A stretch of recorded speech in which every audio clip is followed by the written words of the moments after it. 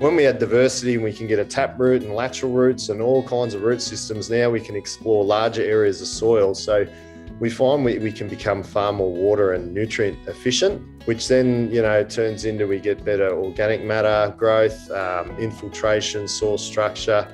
And then on a production side of things, when we graze these multi-species with animals, we're finding animal performance in live weight gains, getting back into calf or lamb or whatever conception, animal health issues, temperament, they all are flow-on positive effects from that. The Biological Farming Roundtable podcast helps farmers explore innovative, low-input, regenerative and profitable farming systems. The Biological Farming Roundtable is sponsored by Nutrisoil, an award-winning biological liquid fertiliser made from a big worm farm. Nutrisoil's purpose is to empower farmers to produce life-enriching food. Welcome everybody to our 27th episode of the Biological Farming Roundtable podcast. Today I have with me two fabulous men who are experts in the field of plant diversity. My first introduction is Grant Sims. Some of you would know Grant as a previous president of Vic No-Till, a broadacre farmer, 2015 Coles Farmer of the Year, and now director of seed company Down Under Covers with his wife and family, Naomi. Wife Naomi and family. So welcome, Grant. Thanks, Nakala. Yeah, it's a pleasure to be here. Awesome. My second introduction is to Simon Mattsson, Nuffield scholar in plant diversity who has travelled the world researching the practices farmers use in utilising plant diversity in their farming system. Previous cane farmer, now orchardist, as well as consultant for Soil Land Food. Welcome, Simon. Thanks, Nakala. It's a pleasure to be here. Wonderful. I'm really excited to get the two of you experts together here today to workshop how farmers can strategically use multi-species cover crops to increase soil health and reduce synthetic inputs. So, Grant, I'll start with you. Just the basics. Why use multi-species cover crops? Well, we use them for a number of reasons, but one being adding diversity. We've found them that, if you're planting a monoculture like wheat, what you see above the ground is the same below the ground. So that, the same root system below the ground means they're kind of exploring just that one area of soil for nutrients and moisture at the same time, throughout their growth cycle. But when we add diversity, we can get a taproot and lateral roots and all kinds of root systems. Now we can explore larger areas of soil. So we find we can become far more water and nutrient efficient, which then, turns into we get better organic matter growth, infiltration, soil structure. And then on a production side of things, when we graze these multi-species with animals, we're finding animal performance in live weight gains, getting back into calf or lamb or whatever conception, animal health issues, temperament, they all are flow-on positive effects from that. So yeah, I could go on and on and on. There's lots of benefits when we add diversity. Yeah, I'm going to dive into some of those later on. I'm just going for the broad questions now. Simon, there's different plant groups and cool and warm seasons. Do you want to just give us a quick rundown of them? Okay, so I'll just give a little response to Grant's piece. Certainly, I totally agree with everything Grant said, and my Nuffield scholarship enabled me to travel the globe to research this topic. And out of that, I certainly came home totally convinced that plant diversity was by far the single most important thing that I could do in my system to try and enhance biological function. I guess at the end of the day, as farmers, we've got to remember there are four things that we all get for free. We get sunlight, rainfall, carbon and nitrogen from the atmosphere, and we all get them for free. And it doesn't matter what our enterprise is, how big or how small, we all get those things for free. And it's up to us as farmers to make the most of those things to try and get productive outcomes. And it's plant diversity that gives you the greatest power as a farmer to harness all of those four things. So without a doubt, plant diversity is critical, regardless of your enterprise and regardless of your scale. And there are windows of opportunity to introduce plant diversity into any enterprise. You just have to look for those windows and then try and apply it in your environment. So that gets back to this whole thing about cool season, warm season. Obviously, it varies in different environments. But for me in North Queensland, for instance, a lot of traditional and conventional thought processes would not, for instance, recommend C3 plants or temperate plants in my part of the world because I'm in the tropics. However, I have found that most of these C3 plants that I've tried grow quite successfully here during the winter or our so-called winter period, which is more like a summer in southern Victoria, so to speak. So we can grow these plant species at a certain time of the year, and that's one of my windows, for instance, where I can introduce a plant species that's not normally grown in this part of the world and will certainly enhance biological function and has enhanced biological function. And I can test that these days with modern testing, things like DNA, and we've done some DNA analysis on various plant species and biologies that we had on the cane farm and established that we had actually increased numbers of different kinds of biology that like those temperate species here in the tropics. Yeah, again, there's just so much in that, isn't there? And I'll keep asking those questions. So you've mentioned there's cool and warm season. Grant, what about the different plant groups? Well, there's a number of families. I had a list here from Dr. Christine Jones. There's quite a few, but the five sort of plant groups that they talk about more commonly is like the cereals, grasses, your legumes, brassicas, and a chenopod, things like that. So, and all, warm and cool seasons. So if we can get ideally 4 of those or more, the more the merrier groups of families. And then we've found if we can have, 8 or more species within, those 4 families going, we can get some really cool stuff happening, that quorum sensing and that sharing of, minerals and nutrients and things like that throughout the root networks. Do you want to tell us what chenopod's are? Yeah, they're in there's a family, there's spinach and quinoa and things like that. We've found out of the chenopod component, the white quinoa being probably the most economical and the best one to put in high diversity, because most of the other species within that family are very, very expensive seed and small seeds, and they also don't really go as well in with competition or too much, and how they prepare the seed beds, whereas the white quinoa is, sort of similar size seed to millet, and it can grow quite well and competitive within the mix. So, yeah, that's something we've been implementing in our mixes as well, playing around with. Yeah. Do you think, I'll ask Simon, do you think that we need to put all of those species in together to start with, or is it something that we build up to? What's the strategy when you're starting into multi-species covers?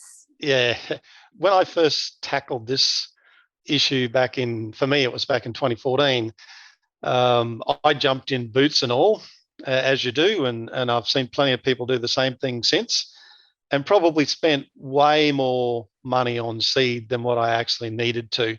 So over the years, I guess I've learnt a few little tricks, and one of those tricks is you need your own thought processes and head to be in the right spot. So this is a challenge. It's something that's not common, and a lot of people are turning to it now. And it's certainly the flavour of the month, if you will. But I'm seeing people make the same mistakes as what I made early on in the piece and get somewhat disappointed with results, particularly with these really high diversity blends. So I guess what I'm saying is start off small. Anything more than 2 species is a blend. And yes, you do need the more the merrier, if you will, to achieve something like quorum sensing. I think they reckon that you need 6+ species, and those species need to come from at least 3 of the functional plant groups to have any chance of reaching quorum sensing. which is whereby you have enough different kinds of biology to perform all the tasks that are necessary in a healthy soil.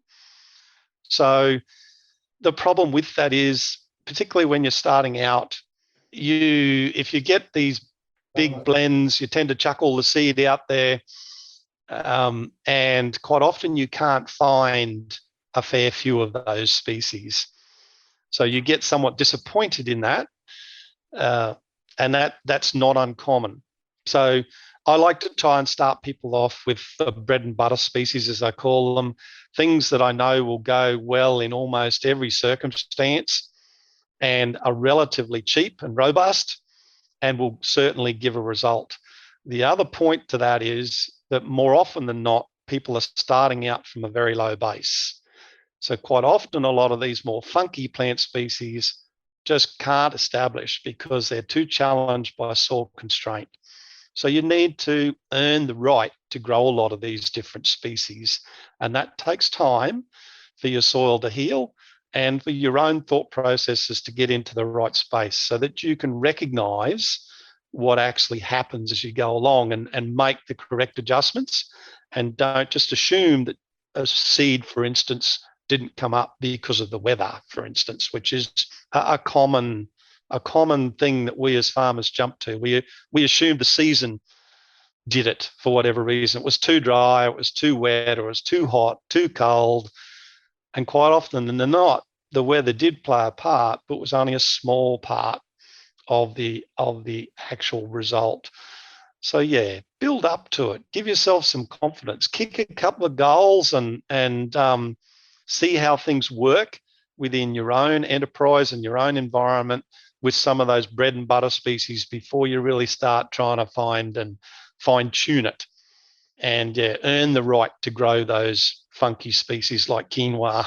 I've seen a clover pasture, and then they just oversowed oats into it, and the change in just the aggregation and the soil health of that soil was dramatic. So just starting low is probably your first step if you want to start slowly. But Grant, is it economical? What if we wanted all of these things in? What type of costing is it per hectare to get maybe 6 standard multi-species cover seeds? Yeah, look, it can be economical, and ideally, if you can, grow some of your own seed, some of your, like Simon said, your bread and butter ones that are quite common to build your diversity and base, and then just add in some of the, not so commonly grown ones to add diversity. But yeah, so you can do it easily, and I agree with all that. Like there can be times and points where you're just throwing in heaps and heaps of things for the sake of adding that diversity, and you've got to sort of sometimes weigh up, are they giving me an economic return? And maybe they will down the track, maybe they don't, but we kind of try and stick to sort of heavy hitters we know are going to, do the work, but add the diversity as well, and try and keep things as economical as we can. But, we do a lot of companion cropping as well, and intercropping, where we might just grow 2 or 3 things together, and you definitely see things change and less disease. And that example you said with the oats and the clover, like the oats are really a ripping plant and should be nearly in every mix, and they can secrete this water-soluble compound that can inhibit a lot of diseases in the legume and pulse crops. So there's so much stuff going on there that now that scientists can test, in the rhizosphere and the roots and what's going on, and give us some answers. And that's what we see, once you get these things happening, less disease, less insect pressure. So a lot of benefits there. How important is it to have a plan for why you're sowing your cover crop? I mean, we can start off and they're absolutely fun to grow. The first one that you grow, like what a joy it is to walk out in that multi-species cover crop. I see lots of people get joy from that. But when you start really using it strategically, how important is it to have that plan? Who wants to take that one on? Oh, I can have a go at that. It's like everything, Nakala. Planning is very important. You've got to know where you want to go to, for instance.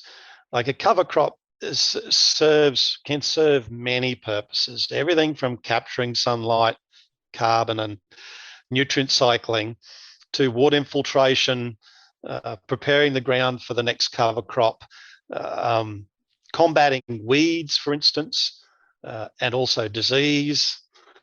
So there is a multitude of reasons why you might want to grow a cover crop. So you need to plan it carefully. And a lot of that planning is based around where you want to go to next. So for instance, if you're in a cropping paddock and you want to go back to cereals, for instance, you're going to need a cover crop mix leading into that serves the purposes to promote the growth of your following cereal crop. So it needs to be able to cover all of the soil. If you've got the right planter to be able to plant through that residue, you want all that soil covered up. So you're probably going to need a vining plant in there as well to try and creep across any of those areas where your seed didn't come up, for instance. But you need to be able to terminate successfully, depending on what you have available to you in the way of terminating equipment, whether or not you're going to spray it or crimp roll it or slash it or mulch it or feed it to your cows first, for instance, as a standing forage, and then go back in and plant the cereal. In North Queensland, in the sugar industry, certainly I'm in a high rainfall zone where I have to, if I use it as a cover crop, I have to ensure that it's covered the soil up 100% to stop all that raindrop impact during the wet season. So that's my primary focus in a cover crop, and I tend to plant it thick so that I will achieve that. In addition to covering up all those spaces on the soil with plants that I want to grow, I'm trying to hold Mother Nature back from putting plant species in there that she wants to grow just because they're hardy and they're covering up those spots where I left a gap. So I'm trying to outcompete her with species that I think will benefit me and my production system going forward. So maybe just help her out rather than outcompete her. Okay, so you mentioned that you can match your multi-species to the following crop.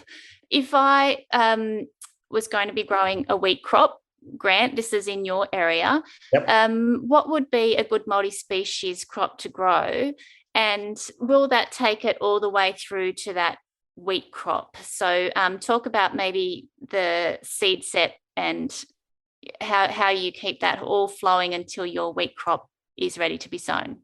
Yeah, we definitely can, and we've done that before, and it's pretty exciting. I suppose things you've got to consider is rainfall, whether you've got irrigation, whether you're in a low rainfall or summer dominant rain, and all those things to weigh in.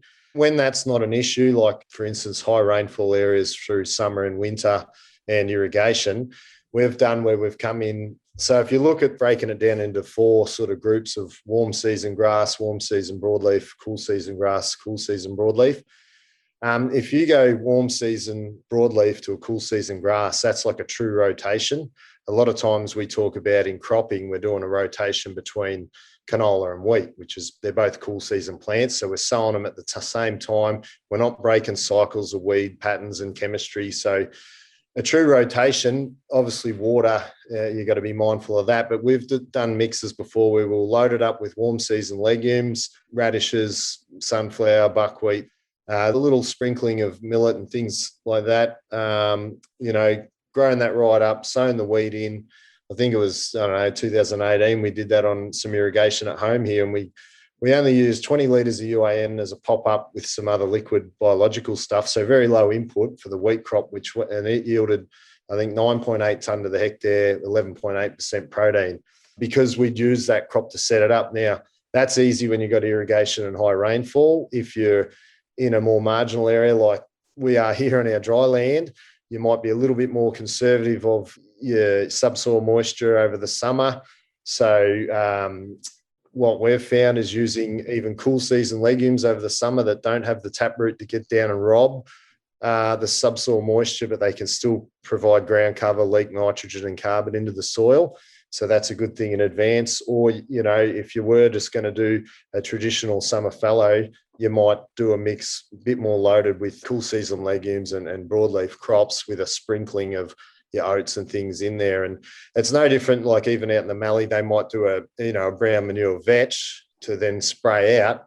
and then put a wheat in next year. Well, we can do that, but better by adding more diversity, add those scavengers in there, the brassicas and things, to make them pump more nitrogen and work. So it depends on your environment, and you've got to, the principle's all the same, but it's just how you adapt it to your rainfall and soil type and things like that. So if you do put in your summer multispecies after you have harvested, and then you want to spray that out because you don't want that seed set, and then you've got that gap before you sow your next cash crop, how do you manage that?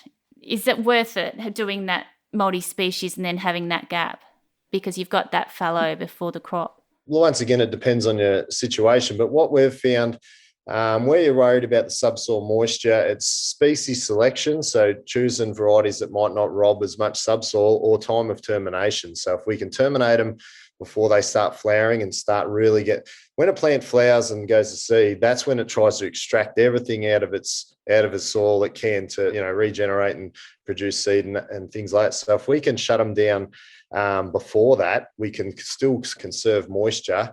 Most of the good work that the plants are doing are in the early stages, when they're really pumping the root exudates in and getting that work done. And we've done this. We've got moisture probes over the farm where we'll measure our soil moisture throughout the summer, and found even on a bare fallow, you're still going to, no matter how much stubble cover you're going to have, generally for us, it can get that hot and dry. You'll lose that 30 to 40% topsoil moisture to evaporation anyway. Now, when you're losing moisture out of your soil to evaporation, you're not making money. But if you can transpire it through a plant and then graze it with an animal, now you're starting that cycle. You're actually making money over the summer. And it's one thing that, probably every farmer hates doing, but it's a necessary evil, is you've got this massive asset, your land sitting there, and you get summer rains, and all you do is spend money on it, and you're not making any money on this asset, and I mean, that can come back in the bank account later by conserving moisture. But if you've got animals to feed and you're buying in hay, well, it's a really good opportunity to get something growing that's pretty water efficient, those summer plants. But just being mindful of what you want to do, like Simon said, next. And at times, if we are doing a summer cover crop, a multi-species, sometimes we want them to get the tap roots down and break up the soil, but we've got to be smart and go, well, if we don't get a recharge through the spring or the winter the following year, we're potentially going to hit a wall in grain fill because we've used some of that subsoil moisture. So in those instances, we actually might follow them with another multi-species cover crop, which seems to be far more water efficient anyway. And then we're still harvesting those multi-species cover crop, but we're not taking them through to November to harvest for grain. We're harvesting them through the winter with animals, and then we'll terminate them before seed set, and we can start the process again. But it's just about building a system and like Simon said, having those plans ahead of time so you don't run into making mistakes and failures. So it's not uncommon to have two multi-species cover crops in between harvest and sowing your next crop. It would be generally uncommon in a whole, like for a lot of probably Victoria and the lower rainfall areas where they don't get much. It's even for us here, it's fairly opportunistic. Like this summer, they've forecasted a number of times, 160 mil, 100 mil, but we've got 1 or 2 mil. So for us, it is opportunistic over the summer, but definitely, people say, oh, it's too hot and dry, but you're always going to have heliotrope or burrs or something will always grow. So if you get the right plants, the sunflower, millet, some of these things, you can get them relatively cheap in there, and they're still going to grow rather than having a paddock full of weeds that you're spraying all the time. So I've never seen anywhere where over the summer nothing will grow. Always something will want to grow if there's a sniff of moisture. It's good. We've got two different extremes here. So I forgot to mention that Grant is down south in Victoria and Simon is up in the tropics of Queensland. So Simon, is that the same situation for you up there? Is it reasonable to use two multi-species covers before you plant your next crop? Yes, it can be. And this is a really good way of getting extra diversity in there. Quite often in the cane cycle, there is opportunity to use two different cover crops back to back. And the second cover crop will be something that's really quick. So you can use plant species like millet or Japanese millet, buckwheat, for instance, that are really quick. And you'll get the full benefit out of them in 60 days, 60 or 70 days. So they really don't need to be there any longer than that. Otherwise, they're starting to flower and set seed. And as Grant said, once they're flowering and setting seed, they've probably done the best of their duty for you as far as cover cropping goes. They've gone into phase 3 of the plant growth, and they're concentrating on reproduction. And if you're using them for grazing, for instance, then they're already getting past their best. You really want to be grazing them in phase 2, for instance. That's where they're doing all of their good work. So yeah, the same thing applies up here. And for me, those cover crops are not so much to do with using moisture, but capturing moisture. So remember, we get rainfall for free, and we need to maximize the capture of that rainfall in our production system. Doesn't matter if you've got an irrigated system. Fair enough, you can water it, but gee whiz, it's going to cost you. So if you can capture every drop of rainfall that you get on your land and none of it's running off, that's always going to be a bonus. And cover crops are the best way to do that, even if it's a brown cover crop. It's something that you've planted and it's run out of moisture and died. So long as it's got above the ground and set a few leaves, it will capture more moisture than if you had a bare fallow, guaranteed. So you've got those root systems there, and you've got some channels into the soil for the water to follow. So yeah, a cover crop does not have to be what we would think successful in the fact that it's reached flowering and seed set. In a lot of instances, so long as it's got like this big, it's done a power of good for you. So keep that in mind. It's all about capturing sunlight, water, carbon, and the nitrogen at every opportunity. That's interesting. You've both said that these plants are actually doing their really good work at the start of their life. Are we going to be seeing sunnies out there in those multi-species cover crops anymore? What about these flowers that are bringing in insects and things like that? Is that more for pasture rather than for the cropping people? No, not necessarily. And the sunflowers are a great example, and especially where we've put them in dairy situations, like the animals nearly won't touch them until they flower and set seed. And then when they do, they're high value, high energy, the oil seed in the sunflower, and then they're getting that tap root down.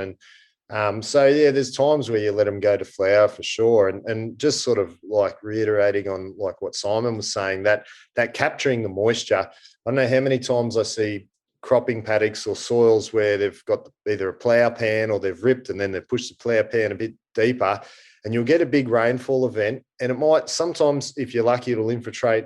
Well, that's the goal, to get it as fast as you can. But then a lot of times it sits on that plough pan and it won't go. I've done soil pits and seen the moisture just sitting there, and it won't actually go down to depth, or it takes a long time. And in that time, we're exposed to evaporation. And if we can get these plants creating channels to get that water down deeper, faster, we can hold water at depth far better. Yeah, spot on. I think Simon said that the other night, and I just had a real aha moment. I was like, yeah. And I've been around these multi-species cover crops for ages. So if you take anything away from this podcast, it's about the water infiltration and capturing the water. A lot of people will say that your multi-species cover crop is going to take away my moisture profile. It's going to use my moisture for my following crop. So this kind of explains that, well, no, it could, but if you get the rainfall, you'll do better. And again, there's always risk in farming, isn't there? Yeah, and once again, it's how you manage it. And we've had very hard-setting, high sodic clays now on really flat ground that can get real waterlogged and wet in the winter and dry and hard in the summer. And we did like trials, and we did soil tests before this and after, and 3 years in a row of winter multi-species followed by summer. And after 3 years, we'd seen our total active biology over double what was the desired level, nutrients and things like that. But what was interesting, when we put it back into the cropping rotation, I remember the old man commenting and going, geez, this ground's, it's soft now. It's like we'd ripped it, especially in a cropping situation. If you need to improve your soil like that, it's generally us spending money, ripping, liming, gypsum, chook manure, whatever. And at the end of the day, you've spent all this money. Well, we took another approach Geez, multi-species, and we've improved the soil using plants while making money instead of spending money. We're getting that return on grazing and live weight gains and that. So it can be really fun as a tool to use strategically, yeah. And I think it's about planning that budget. You've got to take in the live weight gains of the animals, and you've got to take in the cost that you didn't spend on lime and gypsum and deep ripping. Are farmers doing that, do you think? Measuring the live weight gains and just pulling it all together, the value of these cover crops. It's not like a black and white budget that you can set. It's like this holistic way of going, I saved money there, I gained money there, Yeah, I'll jump in there because I'm very lucky and get to speak to a lot of farmers that are trying this, and you get all levels of experience and where they're at. But when, you hear stories where they're saying, and dairy farmers are great because they get pretty quick feedback. They're monitoring their animals twice a day, very closely, and they can measure things in the milk vat and, problems with the animals. But, instances where farmers might have been ryegrass clover, putting 400 kilos of urea a year out, silage, feeding stuff all summer, going to multi-species in the winter, multi-species in the summer, no more nitrogen in the system, a lot less mastitis and other animal health issues that when you're putting those high performance animals in intensive these systems. And yeah, it's really exciting when you hear guys out there, they're seeing, and they said, look, it might not have happened overnight, might have taken 2, 3, 5 years. But when they start seeing these things, it's really exciting. And that's, I suppose, also to have in mind that don't expect miracles year one. It's you got to set the plan and make it work. And I know with, we can take a longer approach or a shorter approach, but there's ways we can get there faster because, people like Simon and a lot out there that have done this, and we don't have to all make the same mistakes. So, yeah, myself included, I've made many. That's the fun of it. What about, I will just stick with you for one more, Grant, before I go back to Simon. Is it profitable in cropping in low rainfall areas where you don't have summer rain? How can you incorporate multi-species crops in there? Yeah, that's a great question. And I think that's a thing that comes up a lot. I know when I was in with Vic No-Till that guys in the Mallee or low rainfall say, it depends what perception you have. And I think calling them a cover crop, and when they first started getting floated around over here, it was we harvest the wheat, we put a cover crop in, and then we grow the next wheat crop. And in those environments, it's probably, it's going to take a long time for the soil to improve, I think, and potentially it's how you manage that. But if we change the terminology from cover crops to, multi-species forages, and at the end of the day, we're just trying to get diversity in there, and it doesn't have to be a cover crop. So in some of these cropping systems where they're running livestock, to me, it's an absolute winner because, you can still sow it like any traditional wheat crop you would, but instead of just sowing, whatever, oats or whatever they might sow for their lambs and sheep to graze on over the winter, we can add that diversity, which can help the ewes produce more milk, the lambs get better live weight gains. So and you still treat it like your other crops, but we're just adding diversity. So, and then the same before where I said where these brown manures are going on, we can add a radish, we can add some different things in there to manage it the same, but just adding diversity amplifies your results from what I've seen. So, yeah, they can work anywhere and everywhere. So you're saying use it in the winter to add diversity, but in the summer when there's no rainfall? Well, I would start with that. That's the system, and what you do, and just get more diversity in when you're growing. So, down here in Victoria, you might not get any summer rain at all. So you just, start with that. But I know myself, when I started seeing bigger changes in our soils, it was when we could get these summer plants in. Because if you look at our environment here back in its natural, before we come over, and there would be a mixture of warm season grasses, cool season grasses, a mixture of all of them. And now all our soils ever generally traditionally get is cool season plants. So they do still have that requirement, and that's, summer weeds are growing, trying to fill that void. So if we can fill it with a warm season plant, mimic some of the weeds that are out there and choose something that's close to that you can make money on grazing.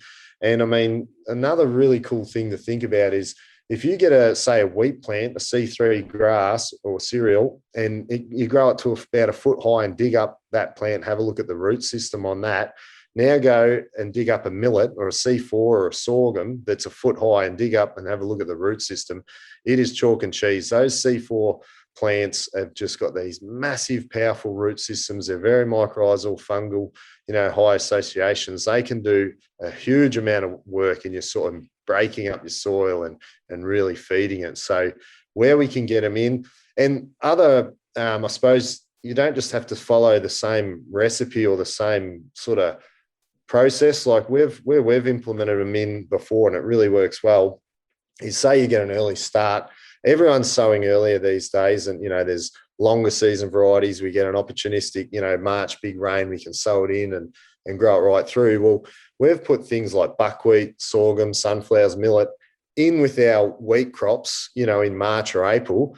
So then, you get 4 to 6 to 8 weeks growth out of them when they're doing the most amount of work pumping the soil with their exudates, and then they frost out naturally on their own, but they haven't got down and robbed any subsoil moisture because they haven't had the chance before the frost comes in. So we don't necessarily always have to plant them in October, November, December, January. We could still be planting these plants in March and April, and they'll still get 4 to 6 weeks till middle of May, June before they frost out. But we're adding that diversity in with our wheat crop. And some of this stuff you can get pretty cheap, sunflower seed and things like that, really. So yeah, there are other cool little ways. Buckwheat's a ripper because it releases so much phosphorus when it's growing, and it's really easy to frost out for us down here. Yeah, so can you use less fertiliser when you use those additional seeds, do you think? Yeah, you can. But once again, you're sort of cautious on that approach because, like Simon mentioned before, you've sort of got to earn the right to. If you don't have good aerated soils and good subsoil structure and active biological soils, and you're new in this system, it might be sort of dependent on those fertilizers. So, and I've seen people remove it too early, and then their crops become, a bit sooky or a bit lethargic, and they're missing out because they're so used to that. So you've got to set it once again a bit of a plan to how you can wean off. But definitely, like we've grown some huge amounts of dry matter with no nitrogen or phosphorus applied, but we've had it in the system for a while. And the other thing to think about, I think, with this, which is quite really important, I reckon, when we see a lot of this work done out of the Northern Hemisphere, a lot of their cover crops they're planting is in the spring as our daylight is getting longer and the soil temperatures are warming up, things are becoming more active. So definitely in the summer, it's really easy when you've got warm soil temperatures. But most of the time down south here, we're sowing in, going into the other way around. So days are getting shorter, soils are getting cooler, and we're getting colder and wetter. And I've found I'm always monitoring soil temperature just to see, a lot of different things, what's going on. But once your soil temperature gets down below 10 degrees, like in June, July, it's like putting food in the fridge to slow the process down so it lasts longer. So there's certain microbes and organisms that operate at different levels, but a lot of them will slow down, and particularly some of that nitrogen fixing and phosphorus solubilizing ones, they work better in a warmer soil. So we've got to be careful that we're not asking them to do too much, for what our soil temperatures and time of the year and where we are in our system. Yeah, good advice. Simon, I'm going to go to you. Do you think that you can match your cover crop to your soil test deficiencies? Yes, to some extent you can. So there are a lot of different plant species that are better at cycling certain nutrients than others. So for instance, oats, we mentioned earlier, is great for cycling phosphorus. It can actually exudate a compound and cycle phosphorus without the help of biology. It's one of the few plants that can do it itself. Mycorrhizal fungi is largely responsible for the cycling of phosphorus in our agricultural systems as well as in native systems. And there are plant species that are referred to as highly mycorrhizal. And that's how I got onto planting sunflowers originally, for instance, because they are one of those species that's referred to as highly mycorrhizal. They encourage mycorrhizal fungi. In my sugarcane system here in North Queensland, I went so far as to actually plant sunflowers as an intercrop in cane to test this theory. And where it was just cane alone, we could only find 2 species of mycorrhizal fungi in relatively low numbers. And where we had cane and sunflowers growing together, we had 6 species of mycorrhizal fungi in quite large numbers. And that was just by planting seed.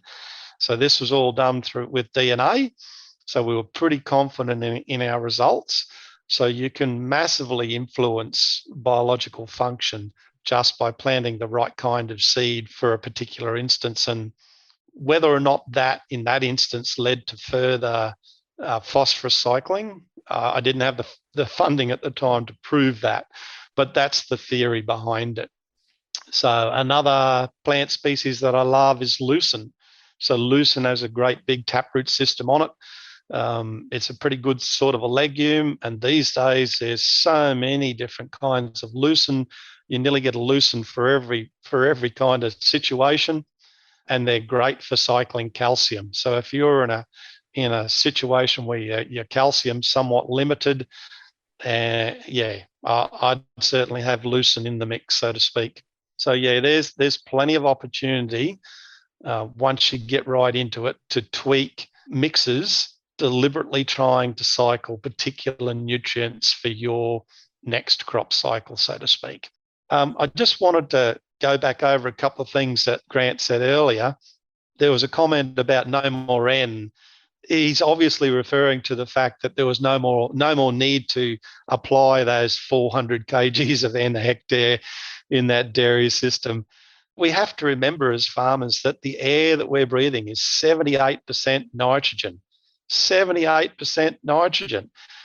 And yet carbon dioxide only makes up 0.03 of 1%. So those plants that we're growing are largely composed of carbon. And now every plant can suck carbon dioxide out of the air and turn it into biomass. Legumes are the main way that nitrogen comes out of the air, but that's through biological function. The legumes are doing it in partnership with biology. Now, when you've got that much nitrogen in the air, and yet plants are largely composed of carbon, when carbon's only 0.03%, I think there's so much opportunity to better utilize legumes in particular to drag some of that nitrogen out of the air and make use of it in our cropping systems. There was another comment about ripping. Quite often ripping is something that we need to do. We have a wet harvest, for instance, and we need to ameliorate those soils and let that air back into the soil, remembering that our biology is very much aerobic, like we are. It needs to breathe oxygen, and if it can't breathe, it'll die. So if you're going to use that steel and spend that money on diesel trying to open up your soil, then you should be carefully considering what plant species you could be planting at the same time to try and keep those ripper lines open for longer. Because if you've got soils, those heavy clay soils that tend to seal back over very quickly with the next rainfall event, you can spend a lot of money on ripping and have it all sealed up behind you almost as quickly as you did it. So think about plant species with good tap roots that can get down there and keep those ripper lines open. We struggle with dry times right across Australia. It's the driest continent on Earth. So it's not uncommon to be running out of moisture. Now, there's still plant species, as Grant mentioned, that will always be trying to grow out there. And there's still windows of opportunity. So there are times that you can, and choosing the right plant species, for instance, that you can sow dry and take advantage of any little bit of rainfall that comes along. If you've already got the seed out there, it's ready and waiting to grow. So if you're planting dry, obviously you need a plant species that can sit there and wait. But there are plenty of them that can sit there and wait for you, wait for that next rainfall event. You've got those windows, remembering we're trying to capture those 4 things for free all the time. And you're thinking, well, how am I going to do this? I've got a rainfall event predicted that's 100 mils in summer, but I only get 10. if you went with the forecast, you might have planted the wrong seed, so to speak, dry, and thinking you're going to get 100 mils, you get 10. So, yeah, you need that plant species that's hardy and can hang on from one rainfall event to the next, but that you can plant dry ahead of that 100 mils. Now, if you get the 100 mils, by the time you could get back out in the paddock, yeah, you've already lost a couple of weeks. But if you'd had it on the ground beforehand, it's already this big by the time you could have got out there after the rainfall event. And what species would you use in that scenario? You're saying there's species that are hardy. Which ones are they for that 100 mil future rainfall event? You have to learn a little bit about seeds in general. So as a general rule, the larger and the softer a seed is, the more soil cover it needs. So if you've got something like a soybean, for instance, that's quite large and is definitely soft, it needs sort of 40 or 50 mil of soil cover, or from 20 mil to 50 mil, somewhere they have soil cover to allow it time to actually soak up that moisture and come up. Whereas a small hard seed is much more robust and it can be planted much closer to the surface or actually on the surface. So like in a really dry situation, there are plant species that you can literally broadcast dry. So it's a cheap way of getting the seed out there. It'll sit there and wait for you. So the smaller and the harder a seed is, the closer to the surface you can plant it as a general rule. The bigger and softer it is, the more cover it needs. So rather than trying to pick on plant species, because if I was to name a couple, yeah, people would be rushing out to plant them, but that's not necessarily the right species for their particular environment. So think of it like that. It's more to do with the seed size and the seed hardness as to how robust it will be and how willing it might be to wait for the next rainfall event. Grant, do you have anything to add to that one? No, it's all good. I agree with all that. It's a good rule, sort of general rule to stick with that, the harder, smaller seeds. And I mean, yeah, most seeds can, ideally you want soil cover, but, in nature, a lot of time they're dropping on the ground, and when the rain and the conditions are right, up they come. And, even over cool season grasses like wheat, you get a good summer rain, you got volunteer wheat growing everywhere. So, yeah, we've seen lots of examples where broadcasting can, but, yeah, if you get good seed to soil contact's always best. Simon, I'm going to go back to you. We know that if we plant legumes, then we can use less nitrogen in the following crop. That's been proven. How can you terminate to make sure that that nitrogen sticks around at the right time for that following crop? Is there any skills there that you need? Certainly. Every situation is different. We mentioned green manures and brown manures before. I'll also go to the next step and talk a little bit about bacterial to fungi ratios in our soils.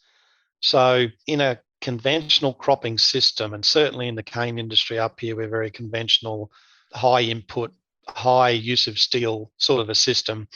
We have a very bacterially dominated soil system, which is not good when it comes to cycling nutrients and trying to build carbon, for instance. So we need more of those fungal kind of biologies in there. So for me, when I'm terminating a legume cover crop, for instance, if I'm not going to actually physically harvest it, and it might be a while before I'm going to physically plant the next plant species, I will deliberately terminate that plant, most likely using herbicide, but leave it stand. So leave it standing on the surface. It's still protecting my soil if we get one of those heavy rainfall events, and I haven't disturbed the soil, and I will actually get to hang on to more of my N. Commonly up here, people would get out there and terminate that green manure with a set of offset discs, for instance. So they've turned that green manure into the soil. And that's a perfectly acceptable way of terminating a cover crop. However, if you're not going to plant your next cash crop inside of the next 3 to 4 weeks, you're going to lose a significant portion of the nitrogen that your cover crop just grew. So yeah, it's about planning. Am I ready to plant my next cash crop? Do I terminate it green with the offsets and some steel, or do I use a bit of herbicide and let it stand there and try and encourage more fungal breakdown of that biomass rather than bacterial breakdown of that biomass? So yeah, these things are very important. And certainly for me, if I wasn't going to harvest that cover crop with the header, then I would be just terminating it and leaving it stand until I was ready to go back in there and literally plant that next cash crop, whatever it was. Grant, grazing cattle or sheep, is there any species in a multi-species cover crop that we should be wary of with grazing times? Yeah, potentially. There's species within varieties that can cause issues. Like a good example of that is like your sorghums and millets. There's like grain sorghums and things that can have that phosphoric acid, and if it's under stress, the plant or young, can be risky grazing those things. So that's why we should always use. So that's a certain species within that variety, but there's species of sorghums and that out there that are very little, if any, very, very low risk of any of that phosphoric acid. So they're the sort of varieties we use and should be used when grazing, because the worst thing, you don't want to be after worrying about how you're managing when you're grazing and that. So always try and choose plant species that are suitable for grazing at any time, we find is always the best. And then there's also things to be mindful of ratios too, because there's plants in there that potentially, if it's in a monoculture and that's all they're going to eat, that can run into issues. Even buckwheat's one they can get photosensitivity if fair-skinned animals like sheep are grazing them over the summer. But I've done a lot of work with this and some scientists in the States, and if we keep them at a certain ratio or a certain amount of kilos per hectare in a well-designed mix, it's not an issue at all. So it's probably the same as us. If we eat or drink too much of one thing, it can be toxic. Alcohol is probably a good example of that to us. But if we have a little bit in moderation with a balanced diet, it can be beneficial as well. So just being wary of the species you're choosing and also the ratios that you put them in there if you are grazing is important, definitely. Well, you're basically feeding the soil as well as the animals. So just be responsible like you would with your dinner plate type of thing is what you're saying. Yeah, pretty much. Yeah. What's the reasonable amount to spend on multi-species cover crops these days? What mixes do you have and what sort of prices are they per hectare? Oh, for us, like we try and, because we do a lot of broad acres, so we want to make them affordable to do on large areas. And we use for that, it's fairly cost effective to get high diversity in with mainly annuals, because when you start adding the perennials, they can really bump the price up, and depends where you are in your system. And I see, we'll probably get into that in a bit, but I reckon 40, 50, $60 a hectare. It really depends on your rainfall a bit too, and your environment. If you're in a high production, high rainfall area, well, you can probably afford to spend a little bit more. And also depending on, what you're going to do. Like if you're grazing them, like there's pretty good money at the moment for cattle, beef and sheep. I think last year our young cattle were getting $9.15. We topped the market at yay per kilo live weight. So, and with this higher diversity, we've done a number of trials and had our mixes in where the average down here for greenhams on grass-fed system is about 900 grams a day. Last year, some of our cattle or young cattle on their mums still were doing 1.7 to 2 kilos a day. So if they're getting those extra returns on live weight gains and the price, it all comes into it. So you can probably afford to target some, a bit higher plane of nutrition and get more diversity in. So, yeah, it probably comes down to what you're going to do with them. And even, in orchards and things like that, these guys can be selling, and Simon's got probably more experience on that sense in growing there, but they've got these high value crops. So if we can put in well-designed plants that will minimize diseases in the crop, help feed, get rid of nematodes that might be a problem to those trees, or bring in bees and pollinators that can really increase the production, well then, it all depends on what, your enterprise is and what you're doing with them, really. Going back to, you said we're going to talk about the perennials versus the annuals. Could I give an example? Say if I had a pasture and it just didn't have a lot of diversity, it was kind of struggling a bit, had a bit of compaction, but the soil test kind of looked pretty normal, no big deficiencies. How would you manage to increase the health of that soil with a cover crop? Yeah, that's a really good question. And there's mixes we've been playing around with and looking what we're sort of calling biological primers. And it's interesting now, even like in the MLA, they're identifying, pasture dieback, and they've actually identified that they get less pasture dieback when there's a legume or there's essentially more diversity in there. So dominated grass pastures are a really good one for that, because what we've found and seen a lot of it can be quite hard. If you're looking at the soil as an animal or a living thing that needs to be fed, well, if they've got a lot of native or, grass dominant there, they're kind of getting their fill on that. But a lot of the time when you walk these pastures, they've got dandelion or they've got, a thistle or whatever. And that's sort of what they're missing. So it's really easy to stitch in, your radishes, some clovers, buckwheat, some of these, and they can be biological primers, mustards and things that can, and sometimes they mightn't provide huge growth with the grasses, but it might make that grass perform better where they're getting a higher level of nutrition out of it or less disease and things like that. So definitely biological primers. And on the annual and perennial type thing, I think it's sort of, you got to be mindful for where you are if you look at the soil, succession of the soil from pioneer plants, mosses, and, then weeds, a pioneer, and then you go to annuals and perennials and up to shrubs and conifers. It's sort of like Simon touched on before. It's on a sliding scale of bacterial dominated to fungal dominated.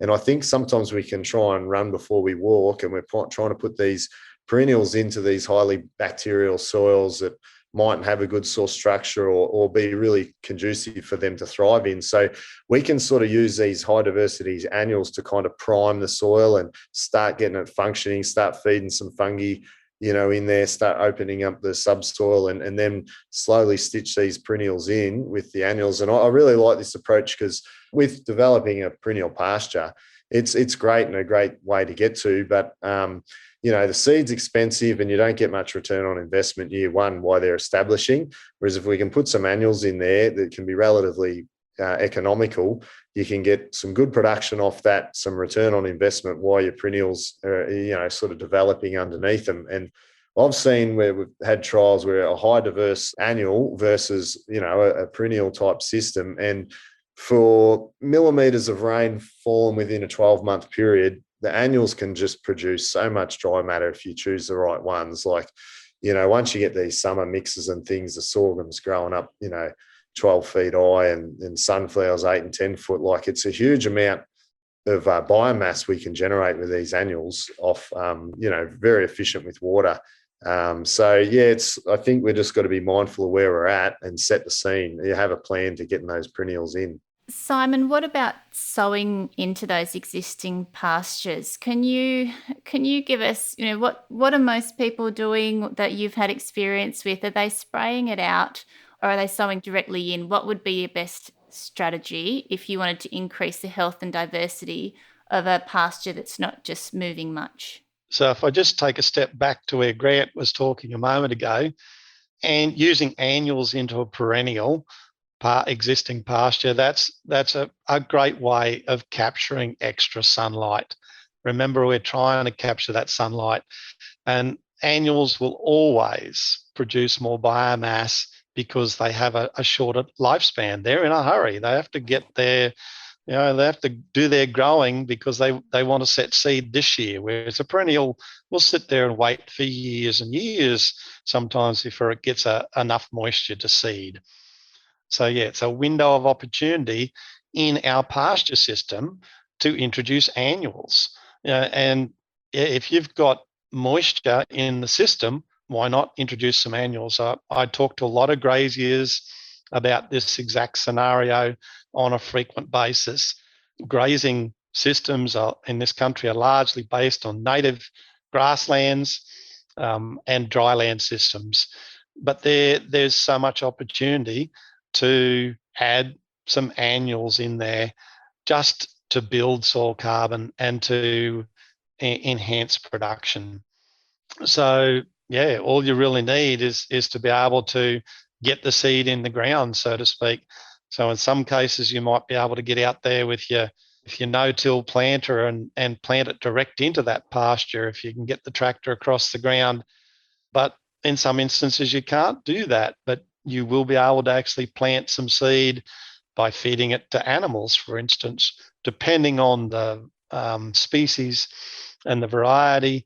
Small hard seeds, once again, are quite robust, and depending on the species, up to 60% of some species will pass through an animal and still be viable seed out the other end, obviously planted into an ideal environment then.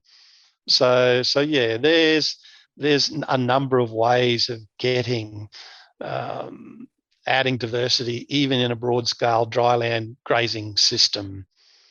And yeah, even adding annuals into that system, which is a great way of priming that soil and then being able to hopefully enhance the perennials as you go.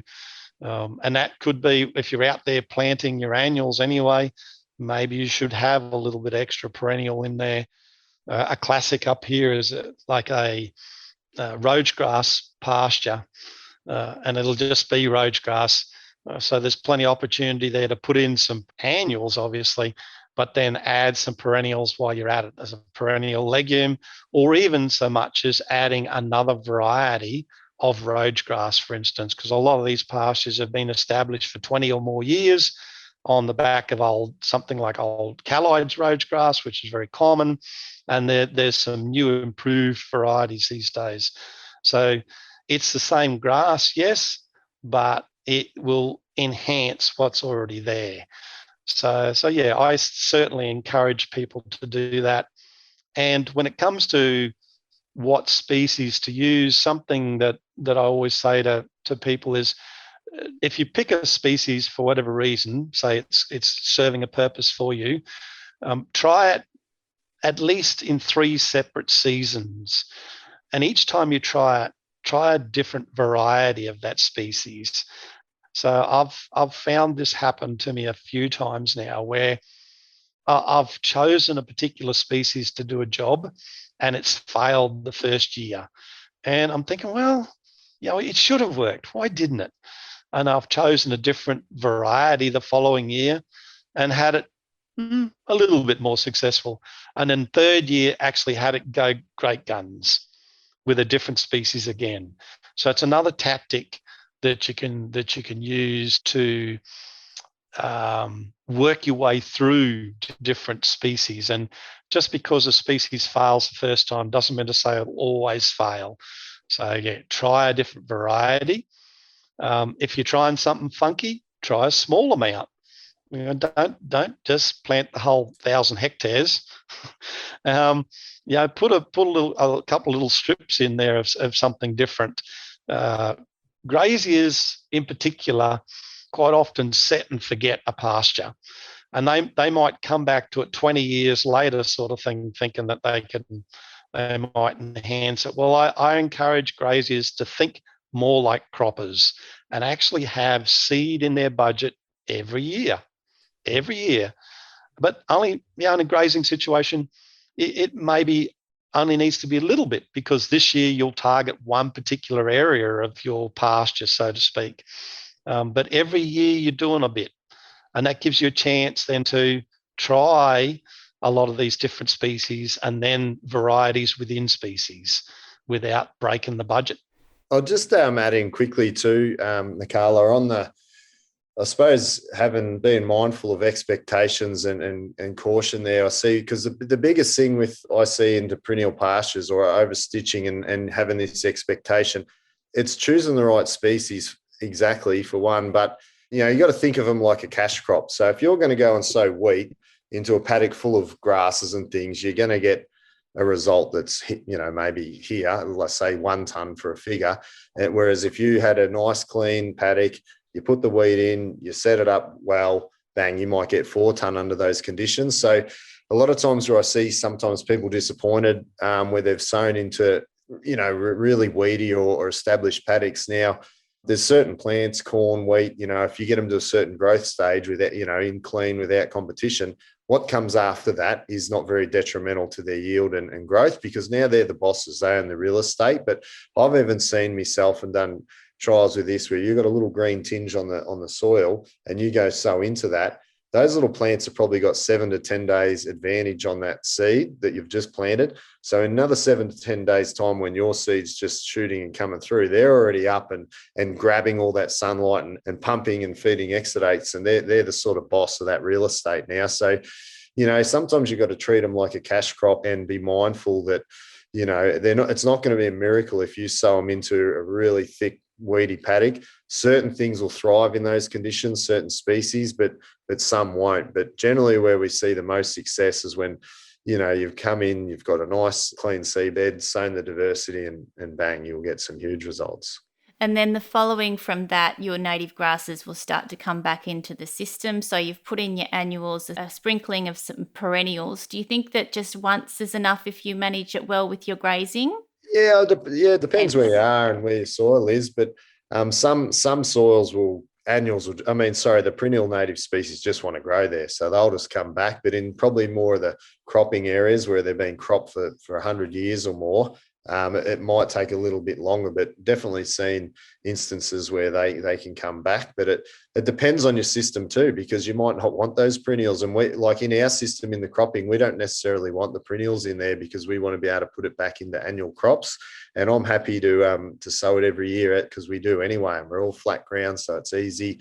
And I know I can get far more production for rainfall off the annuals. But we'll set some paddocks up for like a more perennial type thing because it's handy for us in our system. But it really depends where you are and the system you're at. If you're in the hills and the mountains, you don't probably want to run machinery over hills and things. So yeah, it just depends on where you are. Yeah. Look, we've gone on for quite a while here. I think we could keep exploring. There's so many unanswered questions here. But just to wrap up, if you want to buy seed, Grant, how do people go about accessing seed from Down Under Covers? Easiest way is to check out our website, downundercovers.com.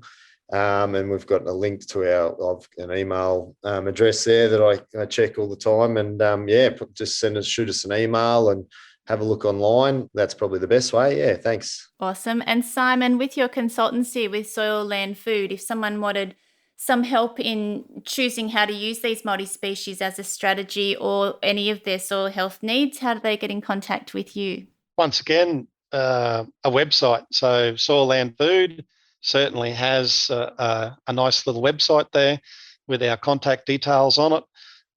So you can shoot us an email.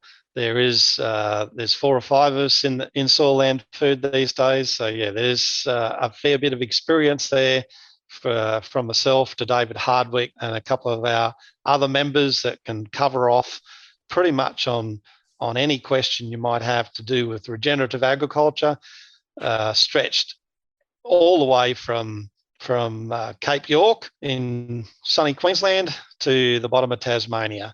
So yeah, we've got a fair spread and we can certainly answer most of your questions. So check out the website and send us an email or give us a call.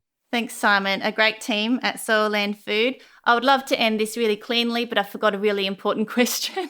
We talked about biological primers as the seeds are biological primers, but where's the role in biological stimulants in using multi-species cover crops? Yeah, great question. And I think it all starts with the seed. And you guys like the worm juice as a seed primer, we've seen really good results in that.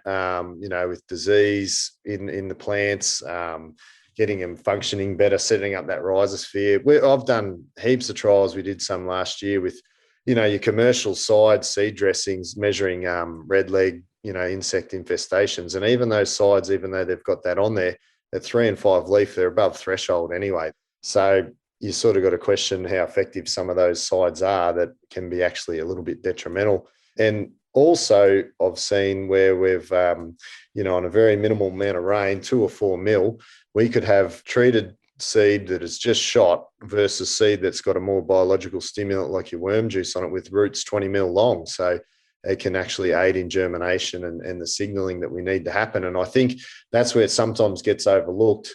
If we're trying to get all this quorum sensing going, which happens through fungal associations, if we're putting aside on the seed, which a fungicide is to kill fungi, it's going to be not really conducive to getting that fungal sharing. So, your worm juices, that's a really good place to start. And we also see through the winter, when it is colder down here and things start to slow up, we can stimulate or prime it with and get the plants brixing higher so that, we do a lot with bricks, and before and after you put anything foliar on your plant, you want to test that, and you want to see whatever you're buying and applying to your crop. If it gives you a positive rise in your bricks, that's money well spent, because that means your plant is now photosynthesizing at a higher capacity, therefore pumping more carbon into the soil. And also when that plant is grazed, it's a higher nutrient density, which leads to greater live weight gain. So, I know a lot, and we've used the Nutrisoil worm juice, and it is something that can definitely stimulate and help the plant photosynthesize. Please follow the Biological Farming Roundtable podcast. Share it with your friends and networks. I'm Nakala and I work at Nutrisoil, a liquid biological fertiliser made from a big worm farm whose purpose is to empower farmers to produce life-enriching food.